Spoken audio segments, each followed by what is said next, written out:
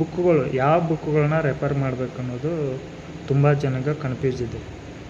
ಅದರಲ್ಲಿ ನನಗೆ ಗೊತ್ತಿರುವಂಗೆ ಈ ಸದ್ಯ ಇರೋ ಟ್ರೆಂಡಿಂಗಲ್ಲೇ ಹೋಗುತ್ತೆ. ಯಾವ ಬುಕ್ಗಳು ಯಾವ ಕ್ವಶನ್ ಎಲ್ಲಿಂದ ತೆಗಿತಾರಂತ ಹೇಳೋಕ್ಕಾಗಲ್ಲ. ಹಾಗಾಗಿ ಈ ಸುಮಾರು ಜನಕ್ಕೆ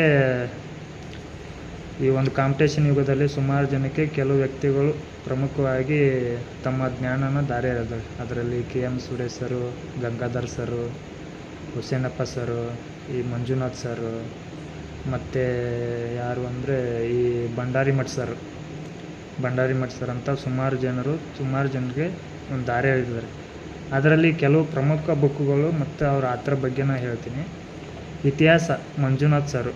ಇತಿಹಾಸದಲ್ಲಿ ಏನೇನಪ್ಪ ಅಂದ್ರೆ ಪ್ರಾಚೀನ ಇತಿಹಾಸ, ಮಧ್ಯಕಾಲೀನ ಇತಿಹಾಸ, ಆಧುನಿಕ ಇತಿಹಾಸ ಮತ್ತು ಕರ್ನಾಟಕ ಇತಿಹಾಸ ಈ ಥರ ಬರ್ತವೆ. ಇವನು ಕಂಪಲ್ಸರಿ ಓದಬೇಕು, ಚೆನ್ನಾಗಿ ಅರ್ಥ ಮಾಡ್ಕೋಬೇಕು. ಯಾವುದೇ ಒಂದು ಥರನಾಗಿ ಟೈಮ್ ಟೇಬಲ್ ಹಾಕ್ಕೊಂಡು ಈ ಮಟ್ಟಕ್ಕೆ ಇಷ್ಟು ಓದಬೇಕು ಅನ್ನೋದನ್ನು ನೀವು ಟೈಮ್ ಟೇಬಲ್ ಹಾಕ್ಕೊಂಡು ಸರಿಯಾಗಿ ಸ್ಟಡಿ ಮಾಡಬೇಕು. ಅದಾದಮೇಲೆ ಅರ್ಥಶಾಸ್ತ್ರ, ಎಕನಾಮಿಕ್ಸ್, G. ಕೃಷ್ಣಮೂರ್ತಿ ಸರ್ ಅವ್ರ ಬುಕ್ಕು ಚೆನ್ನಾಗಿದೆ ಅಂತ ಸುಮಾರು ಜನ ಹೇಳಿದ್ದಾರೆ.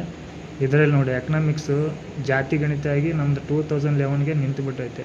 ಹಾಗಾಗಿ ಜಾತಿ ಗಣಿತ ಬಗ್ಗೆ ನೋಡ್ಕೊಳ್ಳಿ, ಮತ್ತು ಬಜೆಟ್ಗಳ ಬಗ್ಗೆ ನೋಡ್ಕೊಳ್ಳಿ. ಎಕನಾಮಿಕ್ಸು ಇಷ್ಟೆಲ್ಲ ಇದೆ.